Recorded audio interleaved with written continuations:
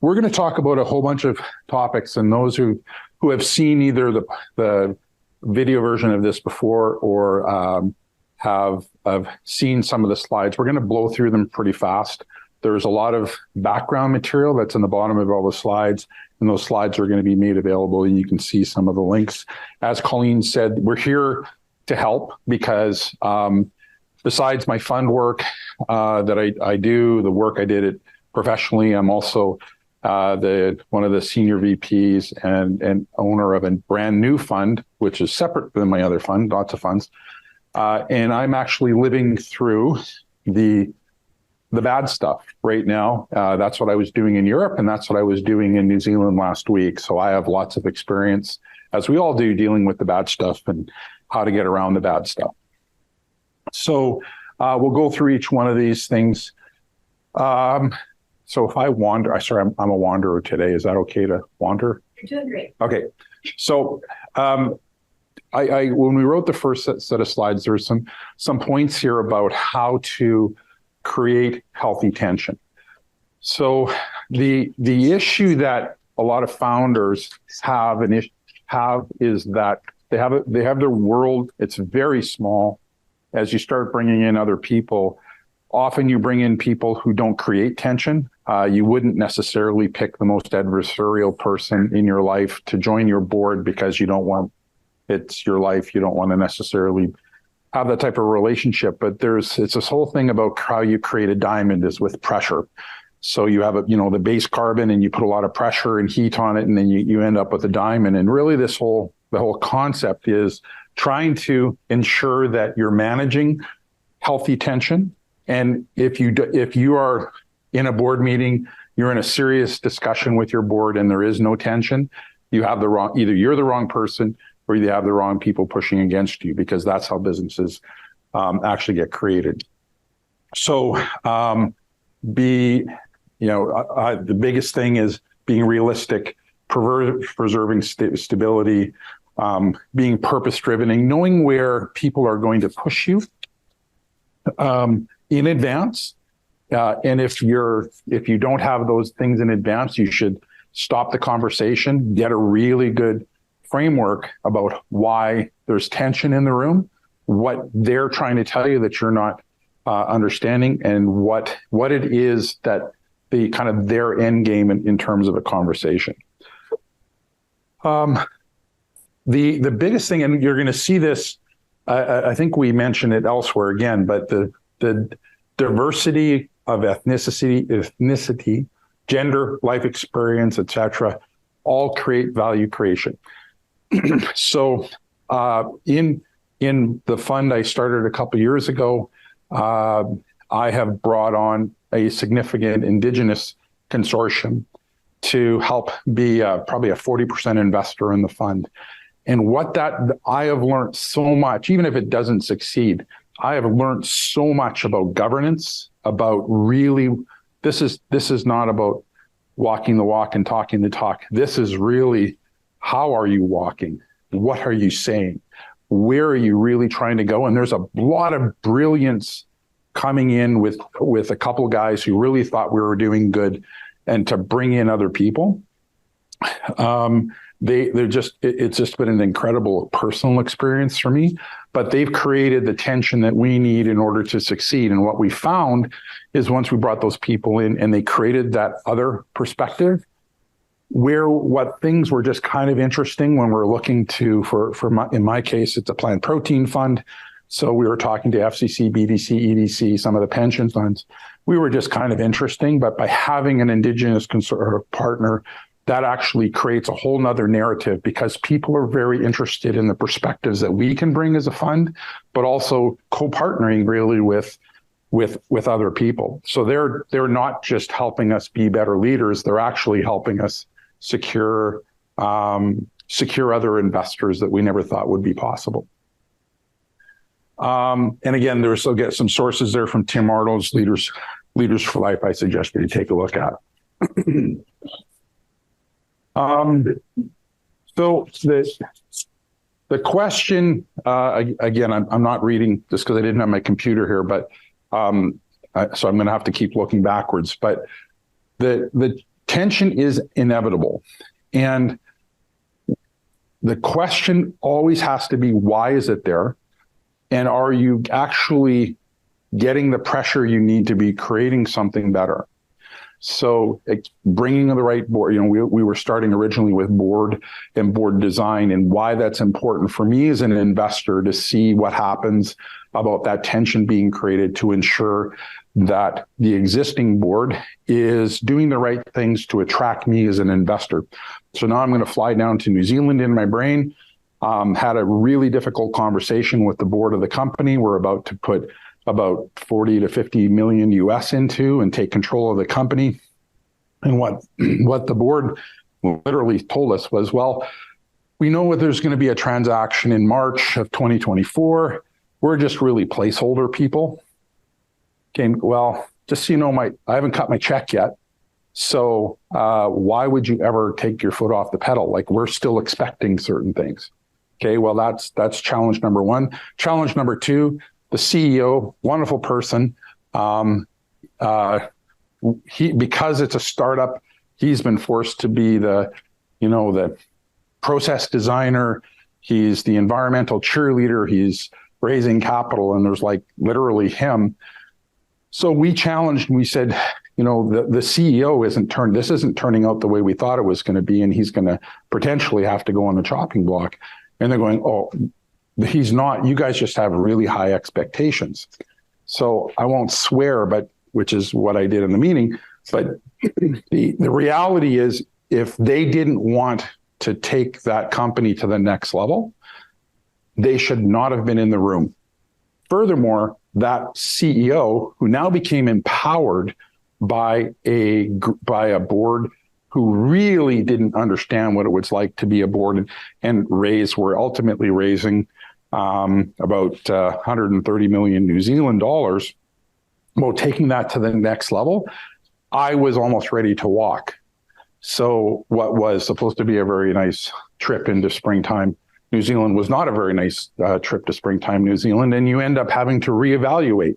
So this is not, I'm saying this as an investor, not as the person like you guys who are going to be the owners. Do you have people around you that really have the best interest of the project plan, your best interest, telling you as a CEO? Are they giving you the right resources?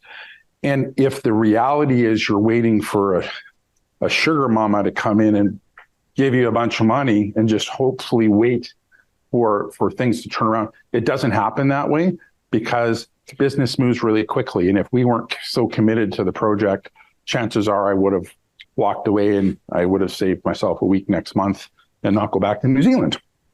So they were looking for stability. They were ignoring blind spots. They were trying to compromise on things which were irrelevant to the project. And the word "and" was never used, because all they were doing was being defensive.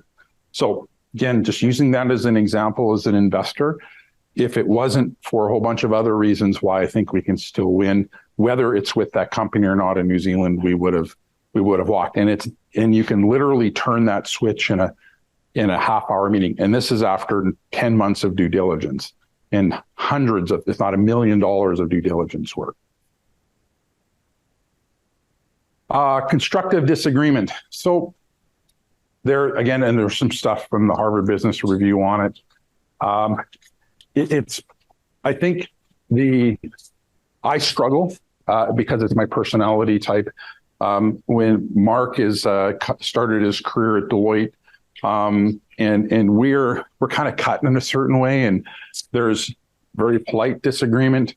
The people that typically get the most are the ones that stand up on the table and pound and threaten and stuff like that, even when they're wrong.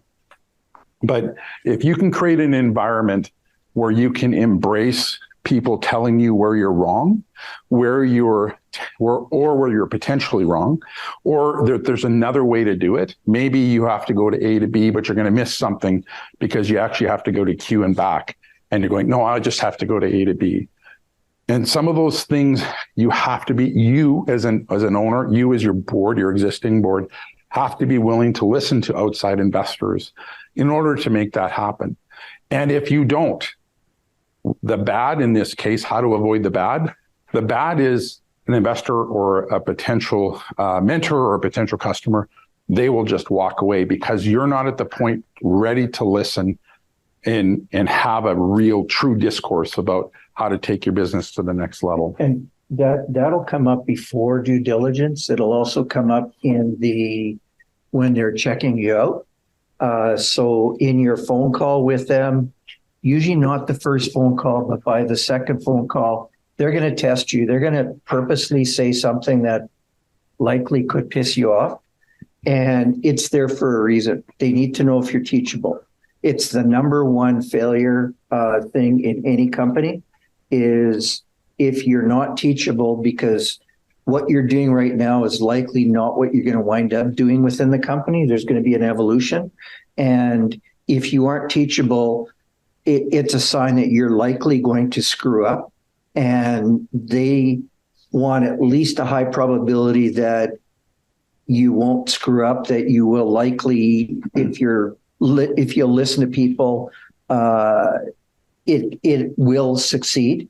If it fails, it could fail for various reasons, but it shouldn't be because of a chemistry thing. Yeah. And this whole, sorry, go ahead. Yeah. And what I was going to say on that is one of the ways to even like to make sure you're practicing that and to get yourself ready before this is just the basics that we always tell you as we're helping you coach your own company, right? Whoever is your senior leadership team around you, hopefully you have thought about what you are not good at and you know who it is that you need to have had. You've had some sort of idea of a competency framework and you've been hiring senior leaders that have been your team and you are constructively disagreeing and you are working together to bring things forward, right? You have a system already where you're not just in groupthink. And it's so hard when you're the founder and while you're in the startup phase because you're doing all the things that the CEO that Blair's talking about, right? You're just so tired. And so sometimes it's easier to just figure out how to, either do it yourself or get everybody to agree with you. And then everybody does it rather than just building that strength and that ability to constructively disagree. And then you're not, it's not even going to, surprise you if you get weird investors doing things too. Yeah. So the other, just on that, again, I'm not asking people, I wouldn't expect people to find the most acrimonious word and acrimonious your team and stuff like that. You have to search for some sort of, we have this, searching for utopia it's a good thing, but you'll never find it because there's books written about really good companies. Jim Collins' Good to Great, which 4 years after it's published, all those, half of them are bankrupt because they were the worst organizations in the world for various toxic reasons. So, you have to just consider it a continuum, but be prepared and to bring in people who are going to challenge in a positive way that you can respect. And we did the board matrix last week, and I don't remember if we had a thing on there like, will push me to my limits. That's the biggest. You want to be pushed to your limits in a positive way that, not in terms of you have to work 120 hours a week. It's more, I'm pushed intellectually to make sure I'm really doing the right decisions. And then you start making those decisions better and better and better. There was something that was said at BAMP Venture Forum that ties in with this. That Janet Bannister from Staircase Ventures said, if the CEO is not growing, neither is the company. The company will never grow faster than the CEO's development. It is a fact. The leader is where it stops. And so that challenging is critical. Understanding disagreements with the EDI lens. I read a fabulous book when I was flying home called Unscripted, which is the story about Paramount Studios and CBS and Viacom, how it was all run by this exceptionally brilliant 90-some-year-old man that had whole bunch of other things going on, but how toxic his board ended up being because he just surrounded his public company boards with people that were just like him. So there's a lot of really good learning. I'm just using that because I read it last week, but there's a lot of really good learning about what happens when you don't have an EDI lens when you're building your teams and your boards. Monocultures create blind spots, foster errors in judgment, and create echo chambers. They're not going to hold you accountable. And whether I don't know what the female equivalent is to a bro, but the startup bros, startup sisses, I don't know what that word is, but you can see it the same thing. It's not a gender. If you're not cross-pollinating, you get the same thing because you're creating echo chambers for the wrong reasons. And conflicts are natural, and that stuff is like how diamonds are created. That's the pressure that creates the diamond. So those things are positive, and everything is an opportunity to learn. And again, you just Google understanding disagreements under EDI, and there's a bunch of stuff from McKinsey and Forbes on that. So when I'm setting the stage that I want everyone to embrace tension and embrace conflict, at some point things are too much.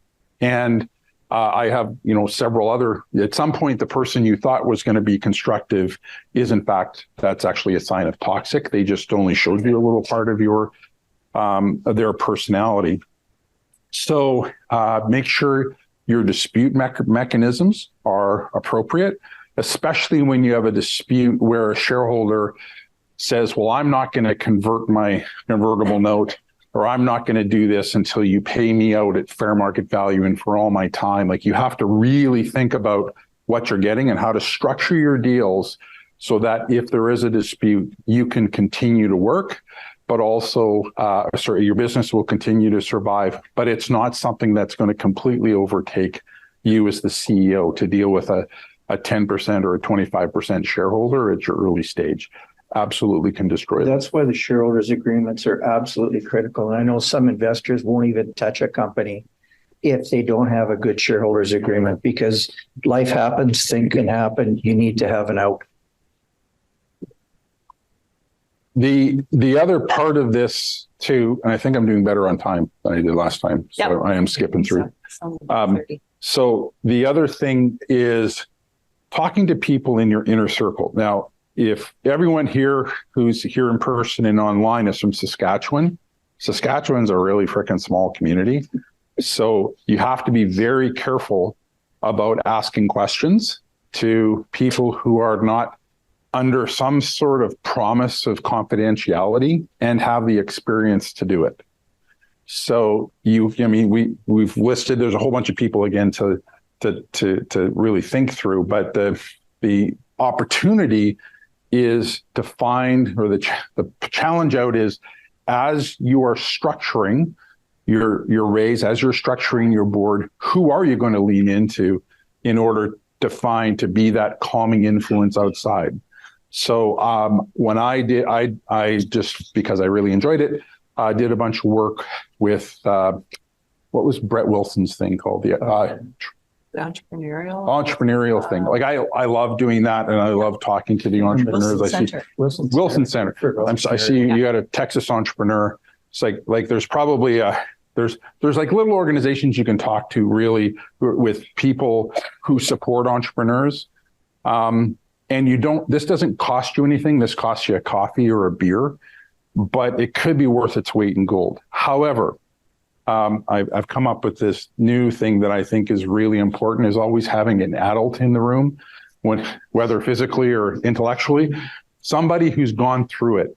Yeah. So if you, I know everyone would know the name of this person. He has people, even though you'd think that he doesn't that he talks to actually make sure every one of his decisions get validated, because he knows he needs some outside input.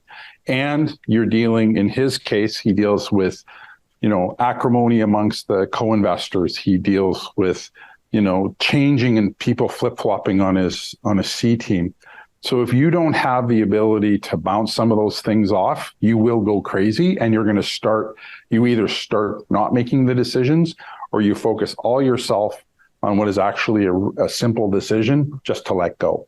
And somebody needs to tell you, if you've spent this much time talking to me about this investor or this director, you spent more than 5 minutes, it's obvious they have to go, but you have to replace them with somebody who's going to be as challenging, but hopefully not want to punch you in the face, or vice versa. The other thing is, I am not an attorney. I, for the most part, love at least 51% of the attorneys I've met. The challenge with having somebody attorneys who don't know everything, it's impossible for them to know what the issues are that you're actually dealing with. You need to find somebody who can work with you and grow with your company. So there are really good attorneys in here that can get you through the base stuff. There are some really good in the ecosystem. There's some exceptional attorneys that can help you get to that next level, help you do fundraising. This stuff isn't all, this isn't all watching TV and saying, this is how I'm going to do a deal and stuff like that. There is some real mechanics to it and a really sophisticated understanding of the legal stuff. And then as you get bigger, you have to find the right people that you're going to talk to. But my recommendation, count to 10, see if you can solve it, because every time you talk to your attorney, it could cost you money, and it could lead you down a hole that this isn't the right time to do it. But never, as much as I say that, never not tell your attorney everything they need to know. So you just got to be really careful that as you're downloading information, that's not a $10,000 bill. And being practical, again, some people, especially very, very proud CEOs, think this is a sign of weakness of bringing in either phoning a friend, having an adult come into the room. It's not. It's just when when you're over your head, you have somebody there to make sure the vision of the business continues to go. So mechanism to resolve, again, did you begin with the end in mind, or your agreements, do they allow you to resolve things such as going to mediation, such as having, you're going to bring in a third party just from like another director to come in and deal with things. Understanding the role of a third-party arbitrator. So typically within a lot of agreements, and specifically shareholder agreements, you do have a third-party arbitrator that might come in. That person, just you remember, if you're dealing with a big investor, chances are, no offense, if there's an arbitrator in the room, they're going to side to somebody who's more sophisticated and has a higher likelihood of giving them more business. It's not just here, it's everywhere in the world. It's just how arbitrators have it. I'll be an arbitrator, but I'm always going to vote Republican. So if you're a Democrat, it doesn't really matter. And it really gets some of those core things. You just see there's actual bias when you deal with those things. So just think about that when you're choosing your arbitrator.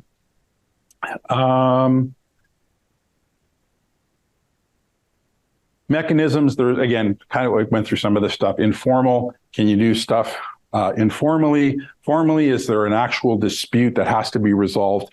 Do you have to elevate it specifically on the guidance of counsel to ensure that all of the steps are followed? And you have to, therefore, again, beginning with the end in mind, understand, you don't have to write it, you just have to live the understanding of the shareholders agreement, or whatever agreement it is that you've got in front of you that you're trying to dispute on.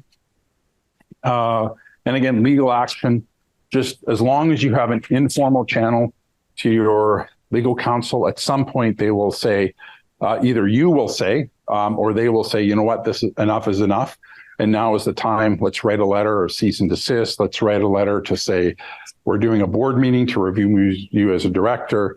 We have this mechanism and that mechanism to ensure that we can resolve the dispute without this going on. Positive examples, again, create a good culture, responding to internal out and external factors, pressures, honestly, transparency with all the facts. Jim Collins, despite the fact I made fun of his companies that failed right after 2008, has a really good thing, confronting the brutal facts, but with optimism.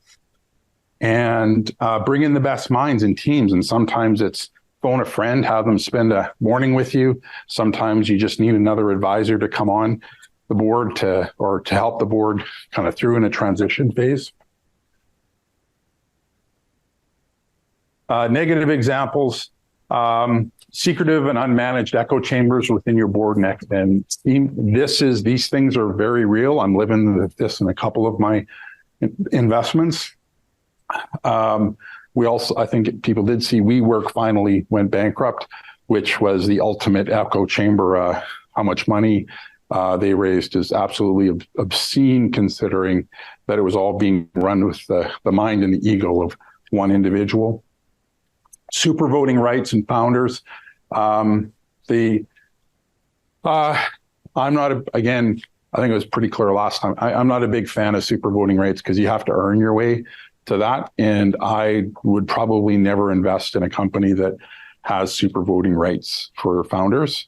I understand why they're used, but I'm not cool with that because you just get into really toxic behaviors. And you're likely going to be screwed by the time you get to Series A anyways. Yes. Series A is likely, I've seen more Series A common lately, but traditionally Series A and above is preferred shares. And they will have all kinds of nasties. I call them pickles, but they're basically things that are put into the agreement that if you perform, you're fine. If you don't, you're going to get bent. That's a technical term. And it is just the way it is. And it's no offense, they're like in an ecosystem, you might get away with it in Silicon Valley and Y or X Common or Y Common, whatever those things are. You might have enough oomph to get your way through, but in reality, that's a TV show. Today, I want to make sure that if my CEO has voting rights, I'll snip them if they are not performing in a heartbeat, because it's going to impact the ability for my investment to fulfill the mandate I have, but also what they likely committed back to me. And like I said last week, 90+% of the time, the board's going to set the salary of the CEO. And if your chemistry is not good, your salary won't be so good either. Yeah. So, and then I always like this last one. Everyone has a plan until they get punched in the mouth. So, which comes from Mike Tyson, of course. And it's how you and other people react when they're under pressure. So I don't walk into a situation and punch people, but I walk into a situation and see how they respond. We're doing an acquisition in Italy, and I said, so, you have this great stuff you're thinking about. What are you going to do when I say no? You're not going to spend that money. Oh, well, I'll listen to you and then I'll do it anyway. And I said, yeah, but I'm going to control your shares and but I'm CEO. Yeah, but that's not how this works anymore. So I kind of gave him a little nudge in the chin, and we were actually able to work out a solution. It was just an example, but you have to be thinking about those things. So if investors haven't given you a little punch in the mouth, kind of challenge them back. How are they going to challenge you? What things are they going to expect? And consequently, how are you going to be a better CEO? And they will build controls in if they're smart. And usually that is approval of the budget. And you're only allowed to go maybe 3 or 4 or 5% over without getting board approval. So they're going to control you anyway. So you can't think you're going to, I call it drunken sailor, kind of doing whatever you want. There's going to be controls put in. Because they have the fiduciary duty. And there's some additional resources on the screen, and that's the crux. What else do you want? One thing I want to bring up is jurisdictions. From a legal point of view, I've seen some wild and woolly stuff come out of Florida. If someone's doing a Florida deal with you, If it's a U.S. investor and they're usually out of New York or Silicon Valley, and they want the agreement to be resident in Florida, that's a red flag. And the other one is Wyoming. Wyoming is it's like a Delaware corp, but it's wild. Like you can do a lot of stuff there you can't do in other jurisdictions. Delaware is straightforward because you can change your structure quite easily. It's quite common to have somebody want to do a Delaware corp, but you get Wyoming or Florida, a little bit of a warning sign. Questions?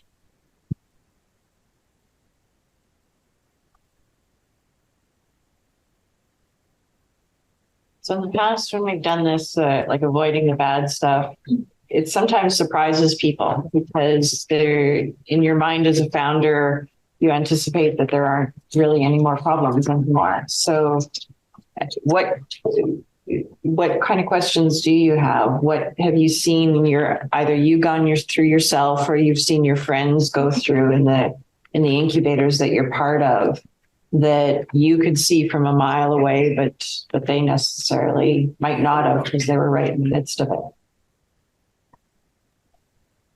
We have a very well-known startup lawyer in Ottawa here, and his sentence quote, I guess everybody probably already just by knowing that quote from what he said about avoiding the bad stuff like today's relate to today's topic is the best way to prepare for your marriage is to prepare for divorce.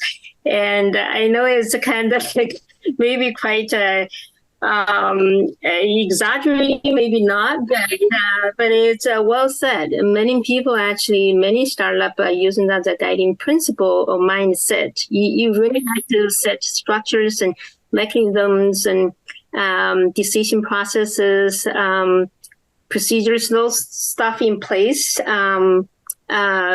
Besides the shareholder agreement and that kind of stuff, but I think it's quite important to set up all this governance structures before bad things happens. So you know what to do, follow structures. Once you have, whether it's a bad investor or director on your board, it's very hard to get rid of. It gets very nasty. Of course, the best thing you can do is try to resolve it, without going to the lawyer initially. But hopefully that will actually work out. I heard by a lot of even lawyers themselves advise their client, if you can resolve the issues yourself, that's the best way.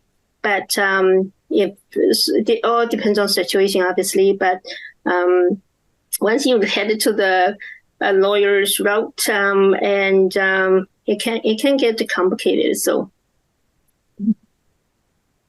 don't have questions? We have one question, I think, online. How do you approach this when you're an early startup with no co-founder? Do I start with a board advisor and then move from there to board of directors?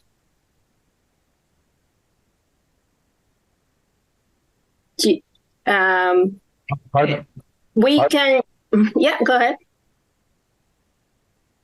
Moving from an advisory board. Was it? Yeah.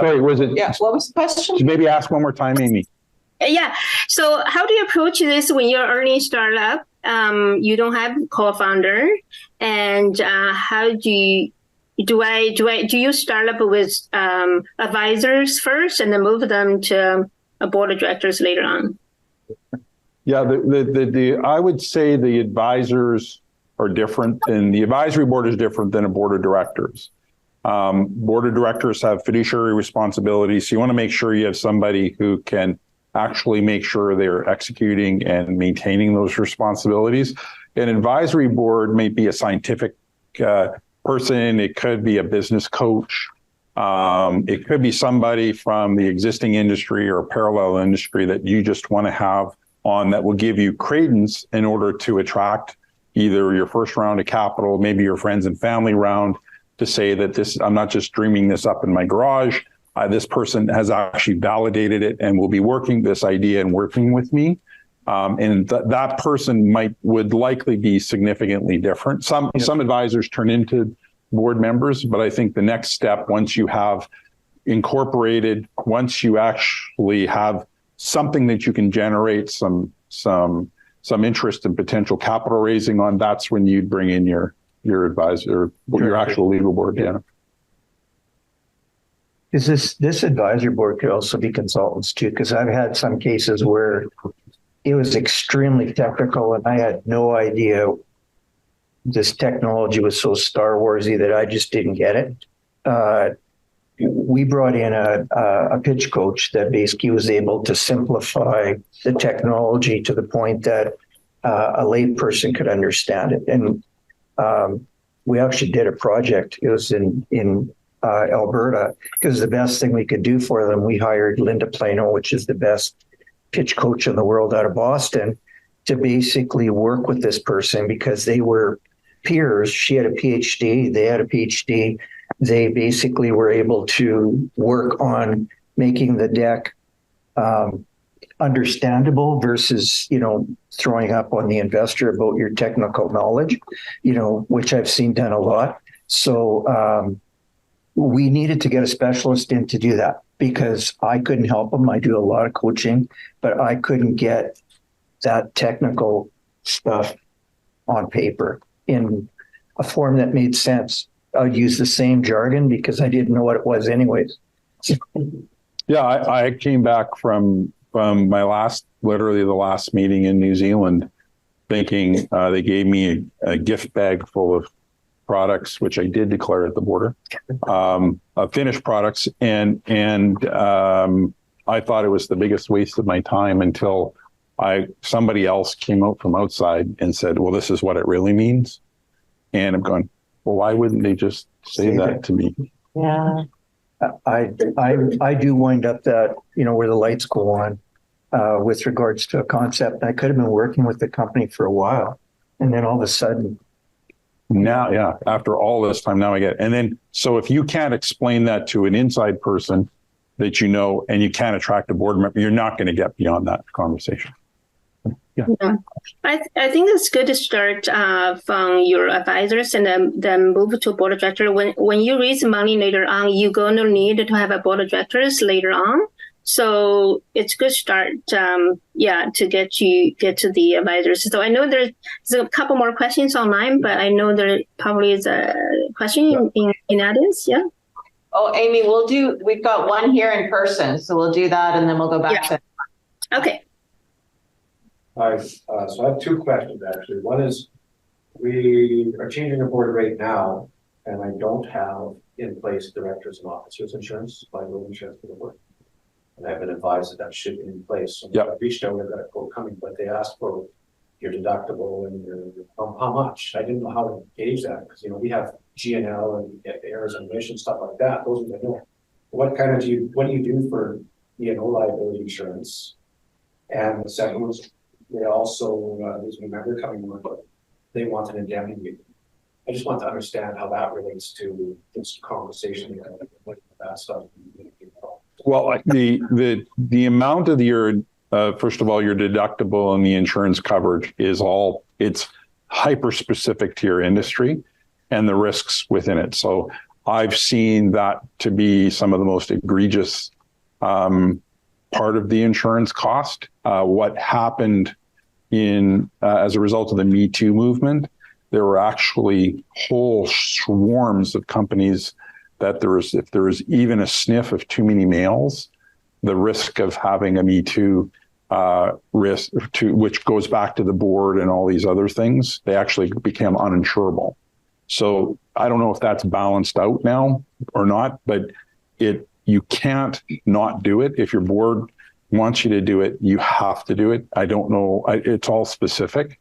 Yeah. The indemnity, I think, is part of the DNO. It's part of the DNO. I mean, but you're only indemnifying that person to the extent that they actually were not doing something which was not following their fiduciary responsibilities.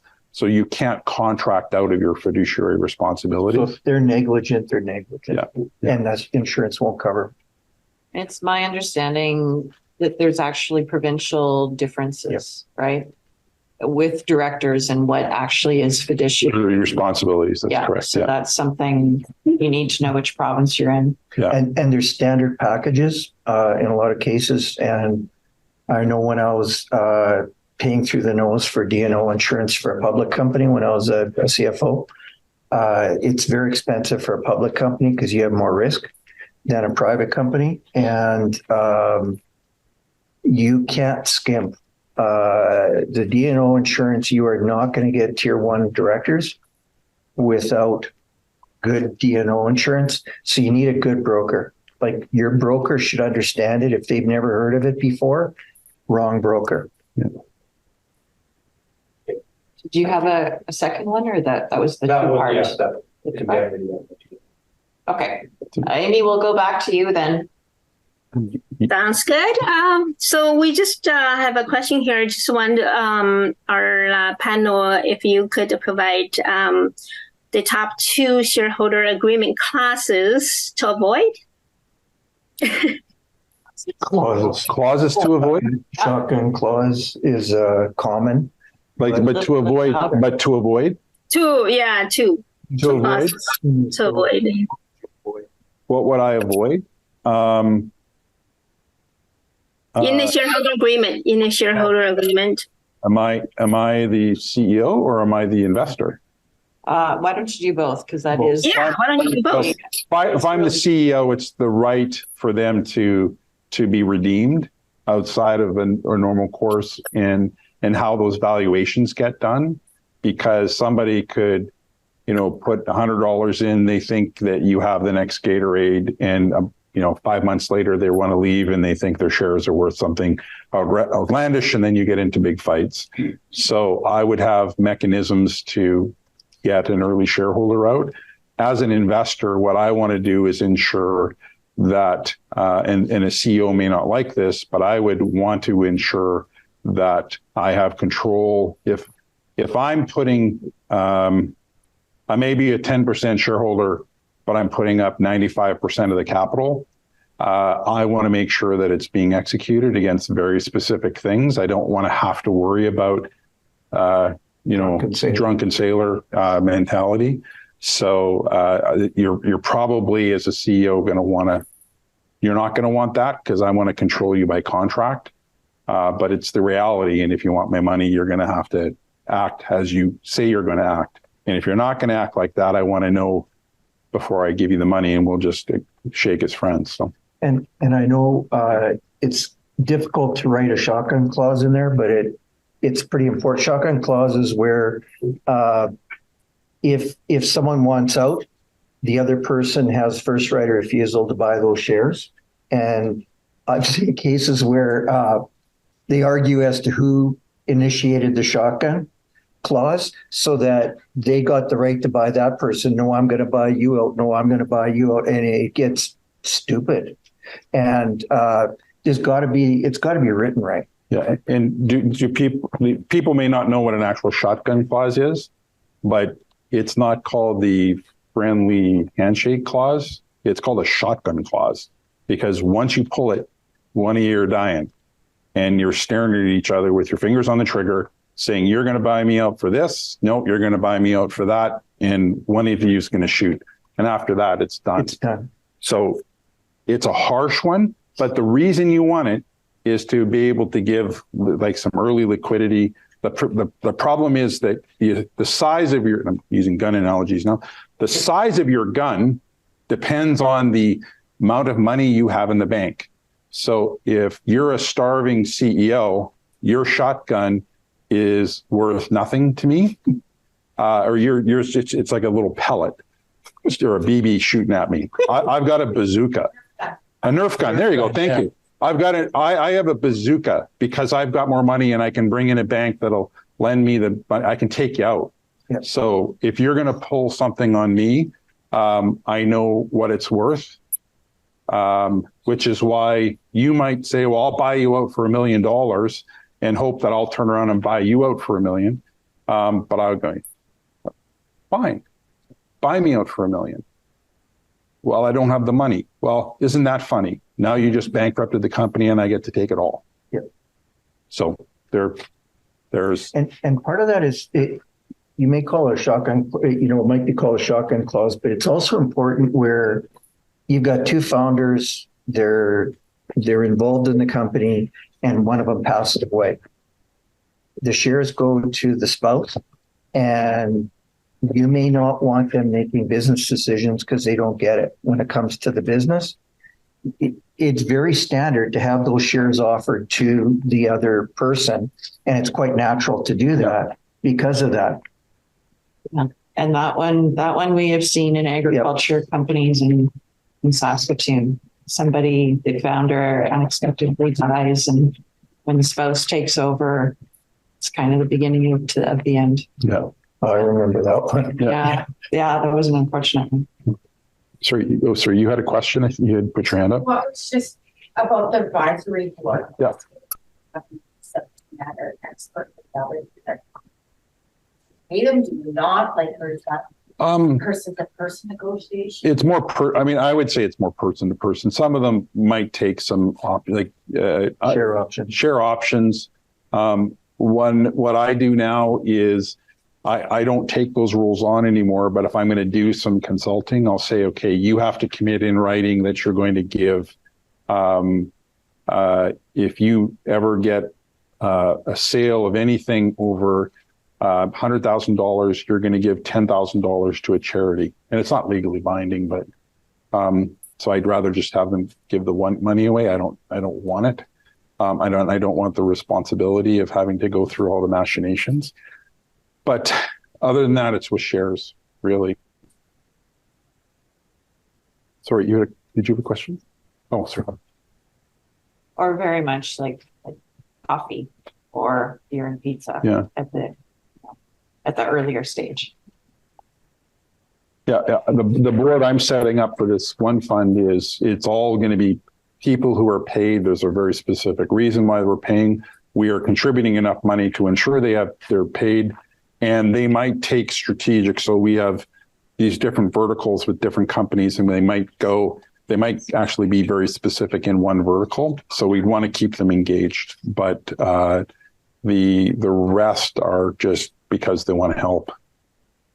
And even at when you're trying to, make $100 million play, sometimes people just want to help, or it's $100 play, people just want to help. So, but be careful what you get for free. Yeah. So we're getting to the end of the session. Online, do we have any more questions? Even with frozen, but we do have one that just came in. Okay. How intricate do mediation clauses need to be and parameters, timelines? Very, because they have to be very intricate. I've stolen them off of Law Depot entirely at my risk, but they're never written specific to your situation. And if you steal it from the wrong jurisdiction, then you end up, well, now I have to do this in the state of Florida because I forgot to change it. And sometimes if I just change, the state of Florida, the province of Saskatchewan, the concepts don't work. And if you have an unworkable mediation clause, it could either invalidate it or, it's likely going to invalidate it if you're really acrimonious. But if not, it just means you're going to pay more in legal fees. So pay it up front. Fix it. Okay, if you're in person, any other questions to This was ask questions? teamwork than last time. Yeah, everybody was quieter than last time. So I guess generally, like that's that saying of forming, storming, norming when you're making teams, like that is also what you are always doing with your board of directors as well. And all of these positive tips that we've been talking about, that helps to create the team. And as well, then there's some negative things that we've talked about as well that you've got to keep in mind and make sure you've talked with your trusted advisor on. There's one quick thing I wanted to make a mention of with regards to board meetings. You have to be careful what you say, like the tone, because minutes are being taken. And all of the board minutes are subject to due diligence. So your investors are going to read them. And if you're nasty at a board meeting, there's a difference between being assertive and nasty. And if you need to take a course on what the difference is. But you got to be careful about your language because it's going to come up. The board minutes are going to be read they're going to account for all the board minutes. That's part of due diligence. Or related question to that, you follow Robert's rules of order. I think it's called Robert's Rules of order. Yeah. And do you have an in-camera session? Yep. Yeah. But if you're the CEO, you're out. Yeah. So the in-camera excludes the CEO? It's only the directors. You have to step out. I don't know how that works. If you're typically management is out unless you add them in. No, in camera means there's no recording. Yeah. Oh yeah. So in camera in Latin means no talkie. Yeah. That's a technical term. It's literally, that's how I translated it. Because I had to explain, they don't use that in New Zealand. So I had to explain what that meant. But they use a different term, which means the same. But it just means that whatever is spoken about it's like an beginning and an end. That is all in the cone of silence and you're not to speak about it afterwards. There was a follow-up to the question that I just asked about mediation clauses. Are there repercussions for the other party not using them, even though they're signed? The other party, even if they're signed. Oh yeah, well, you might have a basis to go into mediation if you actually have a clause, even if it's a faulty clause. So there'd be a likely. It depends who is trying to take the thing to mediation. So if you have written a bad clause, but you want to mediate with the other party, that could get thrown out. If they think that's a valid clause, find out that you wrote it, but you can throw it out, then they have no standing.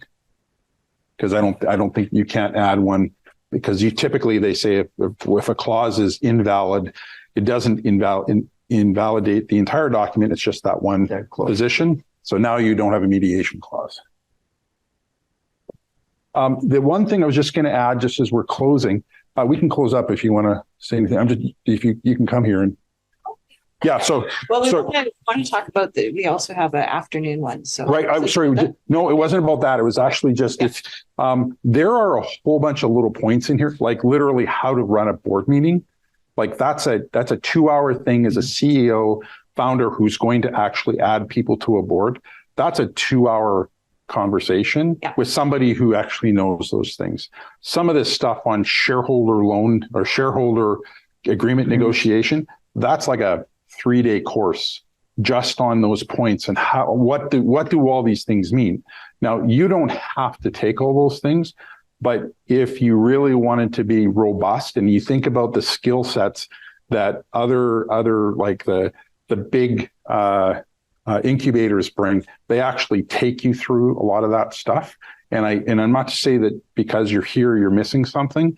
It's meant when you're raising $100 million in your Series A, not necessarily $1 million. So if there are things, come back to Innovation Saskatchewan, come back to your kind of your host, your incubator to make sure that stuff gets happened. And then encourage other people to see it, because a tech shareholders loan is the same as a food shareholders loan, which is the same as an ag agreement. They're all identical. Sorry, shareholders agreement. They're all identical. Yeah. It's just how you get yourself into that specific position. So there are a whole bunch of things that we just simply don't have time to cover, but there's probably 20 things to take away that you could have at least a half day on. One thing I found, I was helping a client in Manitoba a number of years ago. Their lawyer wasn't up on securities law. They were good at real estate. They were good at contracts, but not on securities law. And the term sheet or the final document got rewritten between rounds, and I never saw the differences between them. Like I didn't see the final draft. And they put a clause in there that the CEO was offside as soon as he signed it. So like it was problematic. So you really need a good securities lawyer when you're doing a securities, like when you're doing a raise. You don't use a real estate lawyer or somebody like that. You do need somebody that knows how to work that. And in Series A and above, you're going to have pref shares, and those are complicated. They are not easy documents. You can read about them, but they always are weird. They always are. I've never seen a clean preferred share document ever. They're always got all kinds of stuff in them. Agreed. Hey, sorry. Okay, so we'll wrap it up for this session. We have a second session today. If you're here in person in Saskatoon, it is over in Boffin's Club, and the doors open at 4:30. We'll have the panel from 5 to 6, and we'll stick around until 6:30. And in addition, Startup TNT has the regular Thursday meetup as well today. So if you're online, it's 5 to 6 that will turn everything on. And if you are not in Saskatchewan, we do not change our time clocks. So at the moment, we are 1 hour behind Toronto. We're the same time zone as Manitoba, 1 hour behind Toronto. So I look forward to seeing everybody in just a few hours. Thanks.